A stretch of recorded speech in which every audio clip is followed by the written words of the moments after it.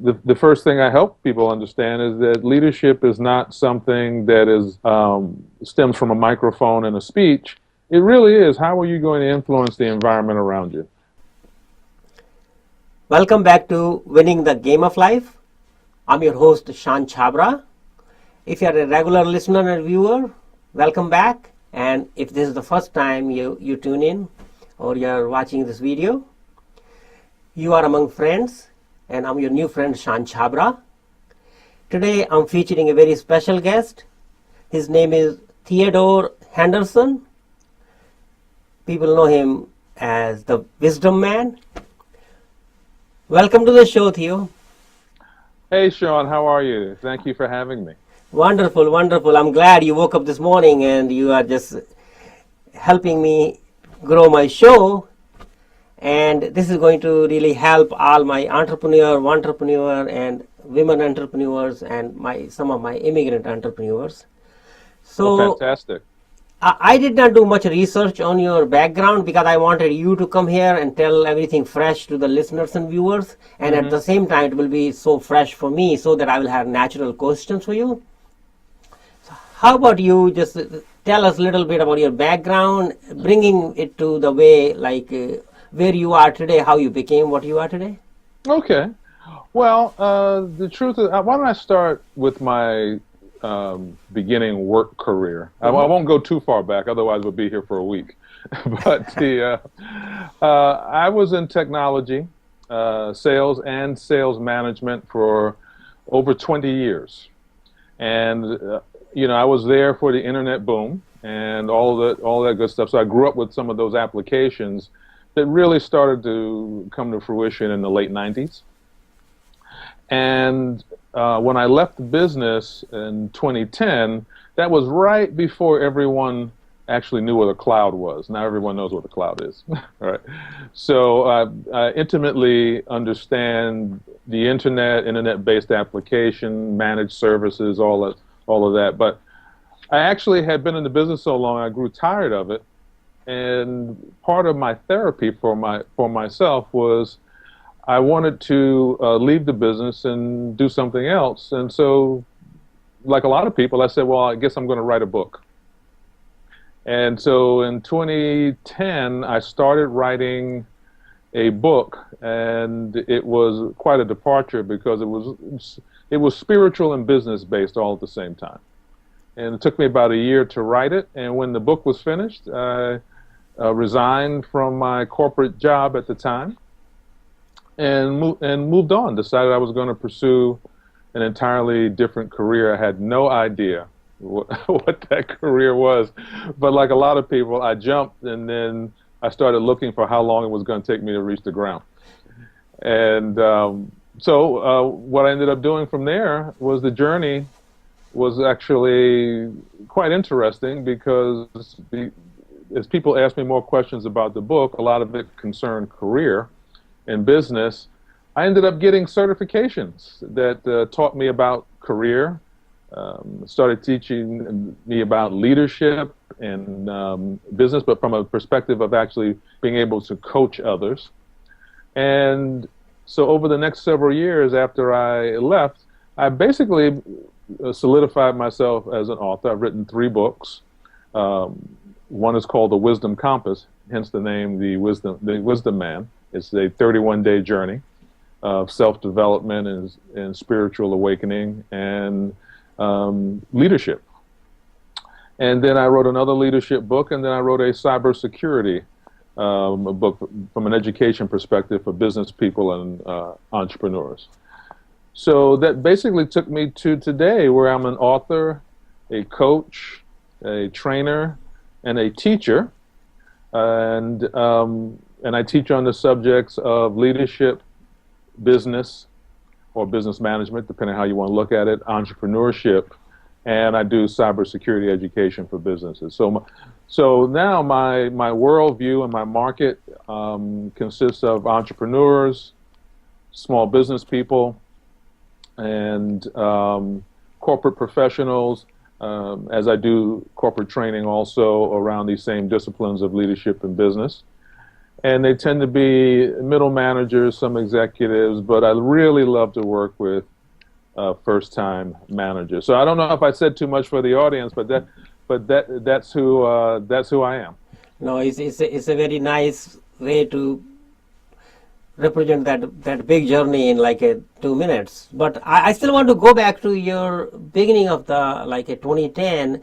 Mm-hmm. Like you quit the corporate job because you wanted to grow as a person for personal growth, or it was money or some other situations.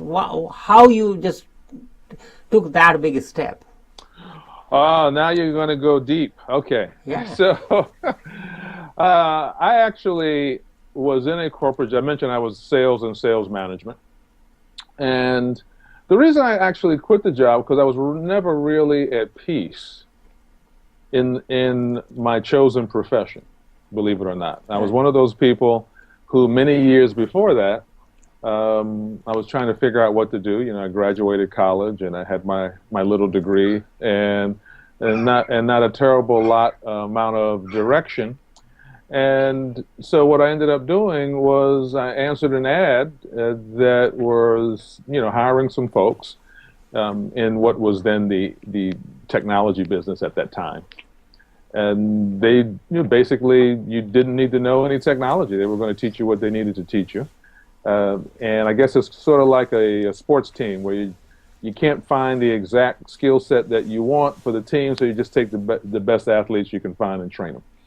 Yeah. And so I stayed in the business all those years. But what ended up happening was I started to, along the way, I started to do a lot of self-reflection, and I actually even did a couple of assessments. One, you know, the common one was the Myers-Briggs, and then I did a self-assessment focused on career, one of which I teach now is part of my own practice. And what came out of that was that I was good at what I was doing, which was the sales and the sales management, but it needed to be reapplied in a different way. And I didn't 100% fully understand how to reapply that at the time, but my own career journey is why I ended up quitting, because I realized I'm never going to reach the full potential and do the things that I want to do in my current profession at that time, which was the tech business. I wasn't happy doing it. You know, it made a great living. The money was very good, as you can imagine. But I was really going to be better off coaching, training, and teaching. Now, I am, and I'm not patting myself on the back, I'm telling you what others have told me. I'm excellent at that, and I love to do it, and I don't look on it as work. You know, it's funny how when you do things that you enjoy, they're not work in the same way. And so that's why I actually ended up quitting, not because you know, of any reason beyond the fact that I actually just looked at myself in a very precise and methodical way and saw that I needed to be doing something else, and I decided to pursue that something else.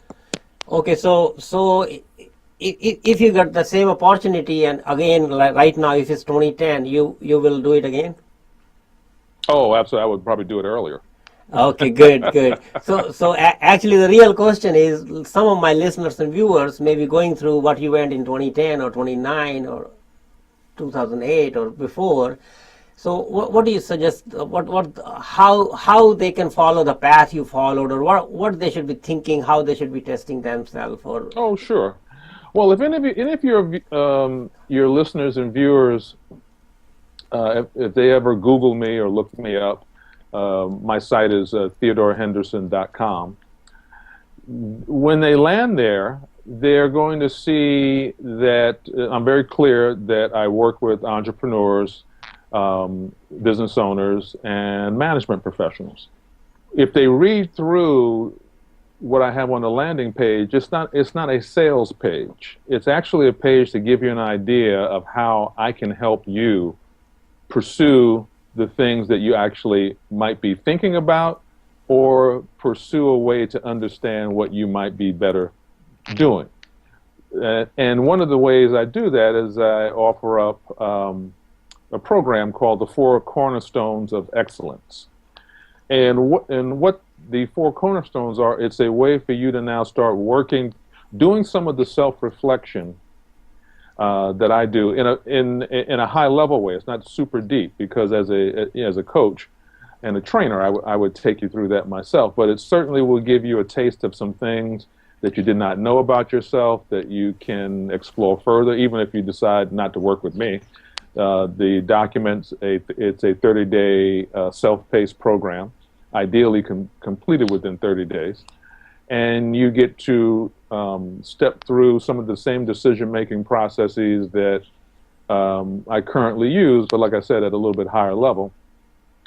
And then if someone was to coach with me, what I would take them through is really essentially what I ended up doing for myself, but in an unconscious way at the time, or working with some others. I step them through from a behavioral style perspective. What's the environment that you best fit in? What are some of the things that satisfy you and dissatisfy you about your work environment? Because even if you work for yourself, you still need to create an environment that you can be successful in. And so, what are some of your special interests and things of this nature? But really, what is your behavioral style? What are some of the unique things about how you operate as in a business or professional setting, along with a personal setting? And then how do you interact with the other styles? So as a certified coach in this area, I step people through that process. I then take them through from a more solid business perspective, how best that they can influence their environment from a leadership perspective. And the first thing I help people understand is that leadership is not something that stems from a microphone and a speech. It really is, how are you going to influence the environment around you? The people that report to you, the people that you report to, your peers, your colleagues, your clients, community, your both and also in your personal life, and give you real concrete feedback on your style in that regard, which will help you understand what type of people you need to look to attract and retain and develop for yourself. And then last, and certainly not least, I step you through a very precise and coherent career targeting program, so that we can really get down to whether or not you should be working for yourself or starting your own business, or that you should stay in a career where you work for someone else. There's certainly nothing wrong with working for someone else if you're in the right job and you're being fairly compensated for the experience and the education that you have for the business, and you're being treated fairly, and it's stimulating to you. All right. I encourage people sometimes that don't fit the parameters for an entrepreneur, that you need to basically stay in your corporate career and don't be seduced into thinking that all your problems will be solved if you work for yourself. If anyone's ever had to build a business knows that your problems don't get solved when you start working for yourself. They're just beginning to start. Yeah, like some of the people think, well, it's my business. So they simply think I don't have to work anymore. Yeah. Well, if they were in the restaurant business, I was in the restaurant business for a little bit of time. It's great to own the business, and everyone comes in and you shake hands and you serve drinks and food and such, and you talk to the public. But when the busboy doesn't show up, or whoever sweeps up doesn't show up, that's your job.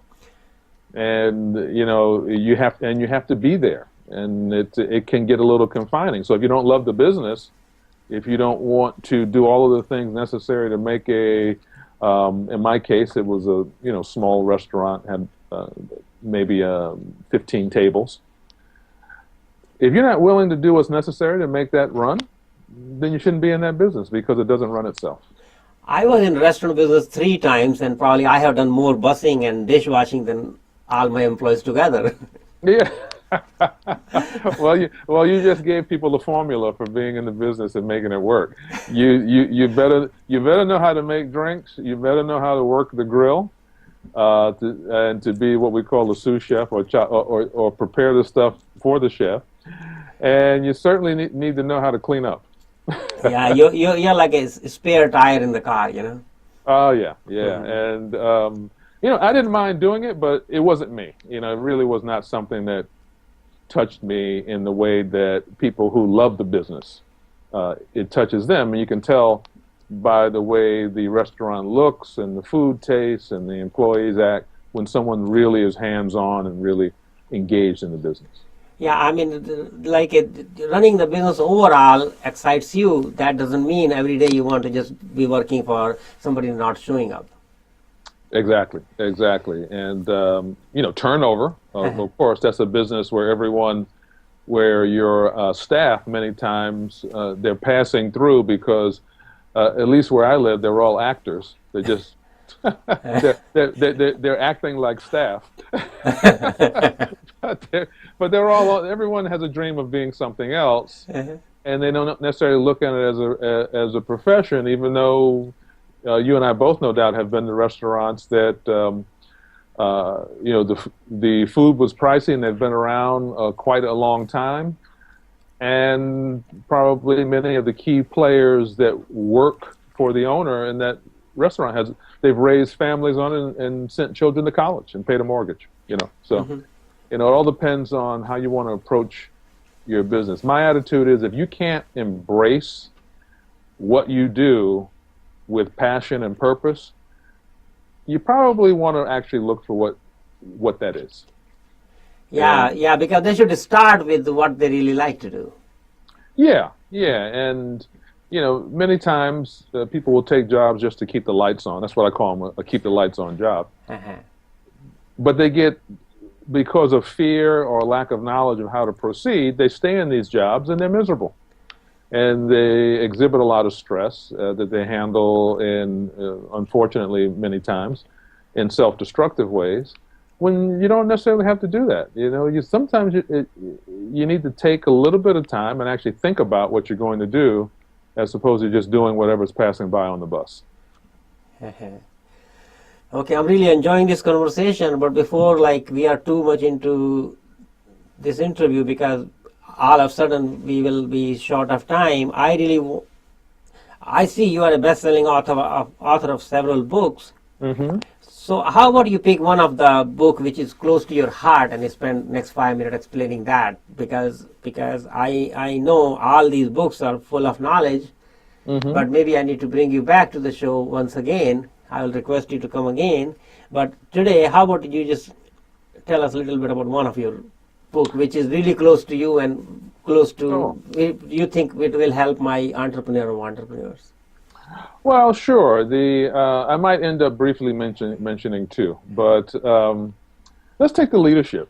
I wrote one about the 9 steps to being a smart leader, and the reason I wrote that was uh, I've been studying leadership for quite some time, and I was a little frustrated, and particularly having gone to business school, that everything I saw had heavy academic language.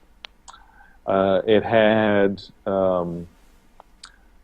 charts and graphs and all of the stuff that no one was ever going to use. And then when you get back into the work world, and people want to look up information about leadership strategies and things like that, they never went back to any of the books that they spent the years in grad school or undergraduate studying. They actually just sort of searched the internet.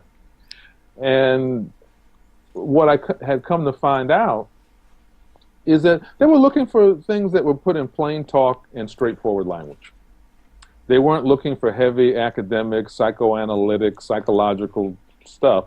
They were looking for, what is it that I can do to lead my team, attract, I kind of boil it down to this. What can I do to organize myself, attract good people to my business or my group, retain those people once I've attracted them and brought them on board. And then what smart leaders do is, what can I do to develop them so that I can create leadership around me and grow my business? No one gets to the top alone. right? You don't get to Mount Everest starting out on foot by yourself. It takes a team to get there. And so I wrote, my book, the 9 Simple Steps, so that people understood there's an actual straightforward way to approach leadership before you ever start studying all the heavy duty stuff. And, leadership starts at home. And so the first thing that I start out with is that you have to have a vision for yourself. And that is not something, it's not pie in the sky. You immigrated to this country. You had a vision for your life and your family. Whether you had written it down or not, who knows? But you certainly had a very clear vision because you uprooted yourself from your home, your ancestral home, and moved here.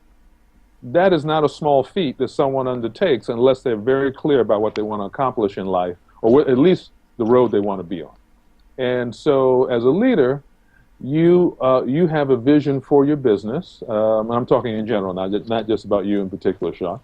But you have a vision for your business. I have a vision for mine in terms of the type of programming and the kind of people that I want to work with, and the geography I want to be in, and how big I want to grow it or not grow it. And so I'm very clear about that vision. So it points out how do you actually establish your vision. That's the first thing we do. Then it's the mission.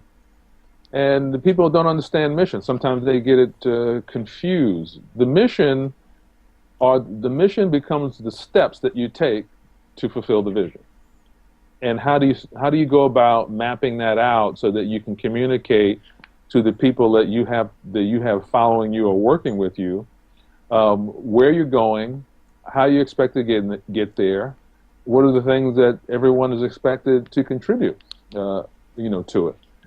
I then step through, intelligent goal setting in there, and then I start getting into more of what I call the mechanics under the hood. How are you best going to communicate? What are your communication strategies? Particularly in this environment that we live in of reality TV, where communication becomes one-liners and insults. You can't build an organization berating and beating people down. At some point, that does not scale and does not work because you actually have the reverse effect. Good, quality, smart people leave, and the worst hang with you. So, there's an intelligent way to communicate, and I step through that. I also communicate around things in terms of people need to learn that's one of the worst things we learn in school is that you're not supposed to fail. Well, if you don't fail as a business person, you never learn. You never get better because the lesson is in the failure. The lesson is not in the success. The real success comes from learning from the failure and responding to that, and regrouping from that and building on it. So, learning from the failure, learning how to influence people appropriately around you. I touch on that. It's a small book. I touch on that, but because I'm a blogger, and I blog quite a bit, and I have a series at my website. There's all types of supplemental readings that go along with that. So that book is it's not even necessarily the closest one to my heart, but it's close because I feel that people can really embrace something that's very straightforward that will help them run their business, get clarity around themselves. And I sort of teach these principles when I do corporate leadership training. The manual and the presentation changes, but the truth of the matter is, the content stays consistent because these are the things that we need to learn. Yeah, these are core values. Yeah, they're core values, and you'll find that it's a running theme amongst all successful people. You don't need to be worth billions of dollars to be using these principles and be successful. Many smaller business people are using these same principles, and they're successful within the scope of what their business is and can be. Very nice, very nice. I was really mesmerized because I thought you are coaching me today and not everybody else. You're too kind. I forgot, like I'm interviewing you. No, you're too kind. I appreciate it. No, Can I mention one thing that I do? yes, please. Um, I actually, and this may, if you're kind enough to have me back, we can spend more time on this. But I actually teach a program Uh-huh. that in the next 12 months or so, I will probably digitize that and roll it out as a digital course of some type. But I teach a course where I teach leadership through cinema.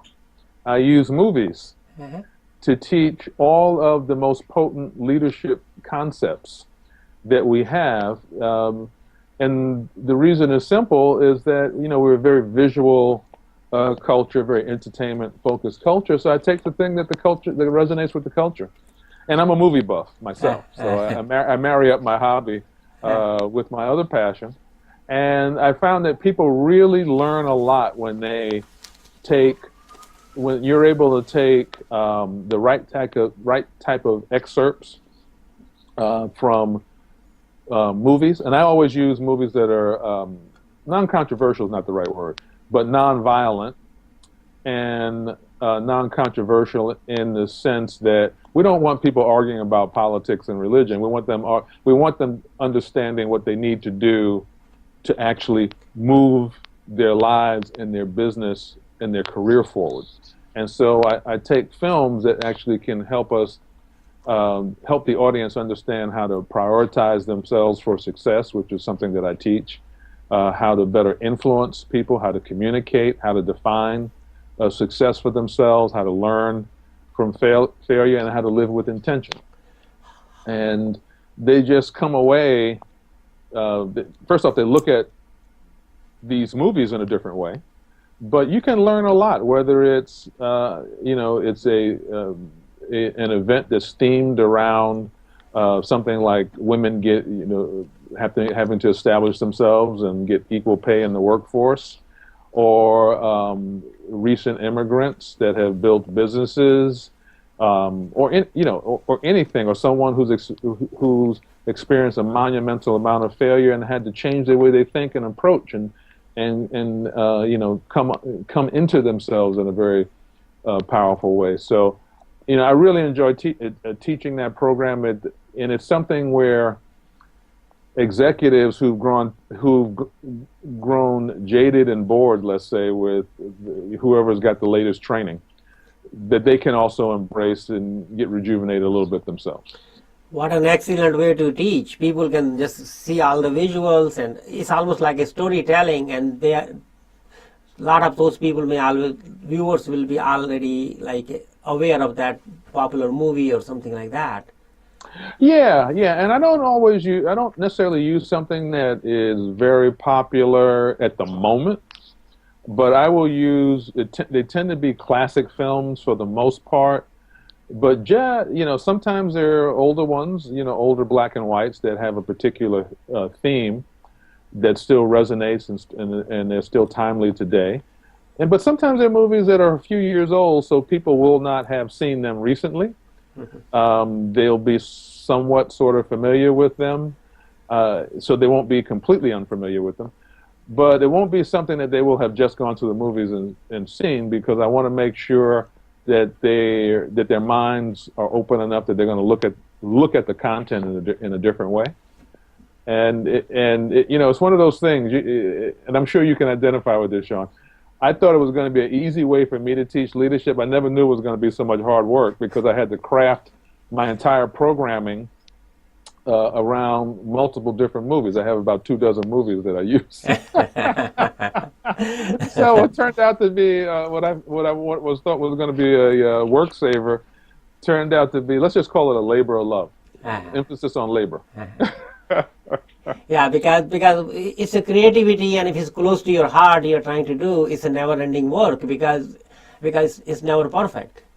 Yeah, never perfect, and I'm sure you know this. You keep revisiting things, particularly things like cinema, that are easy to revisit because you just plug it in.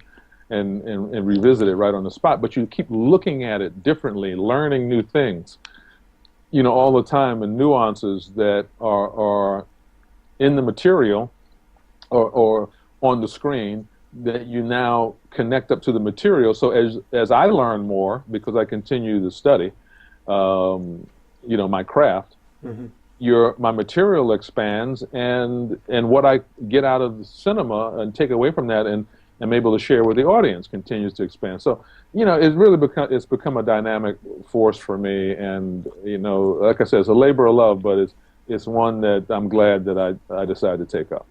Very nice. Like, we are close to the end of the show, and I would like to invite you one more time for your the new program you'll be launching in a couple of months, like the entrepreneur series you was talking about earlier.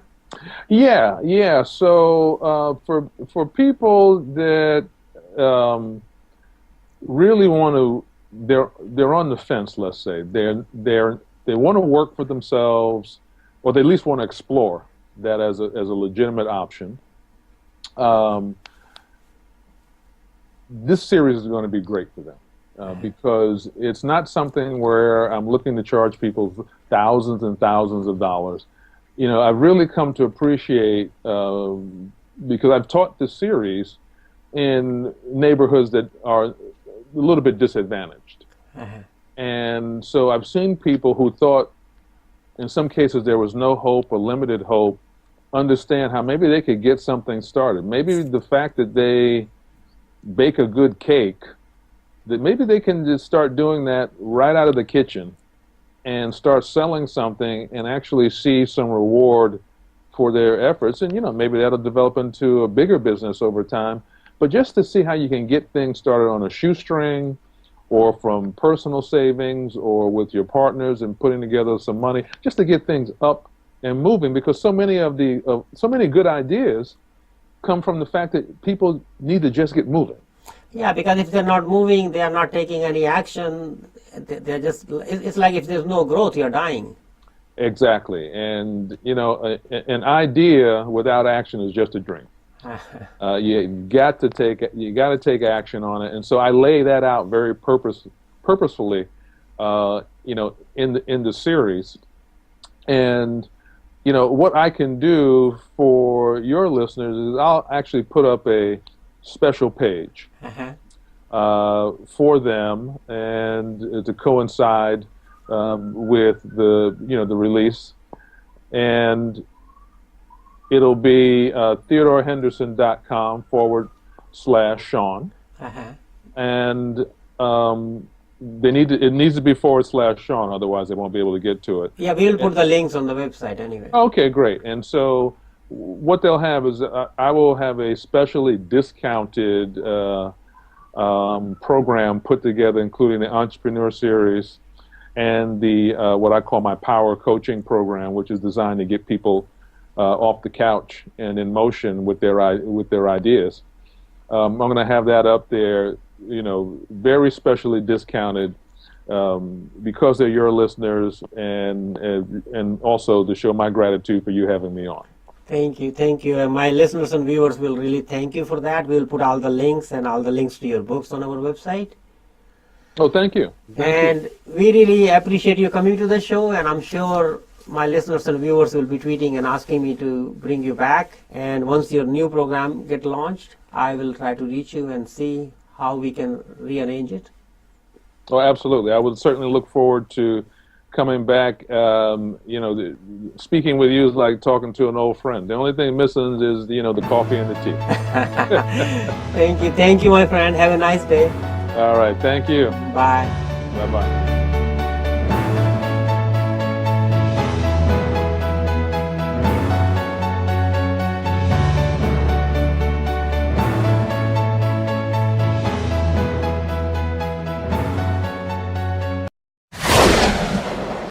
Do not throw that old phone away. Your trash may be hidden gold. We want your old device and will pay top dollar for it. Our process is as easy as 1, 2, 3. We offer no obligation sales. If you have a problem with the price that we gave you, we will return the device to you at no charge. Fast payment, free shipping, free data wipe. risk-free transaction. Buybackqueen.com.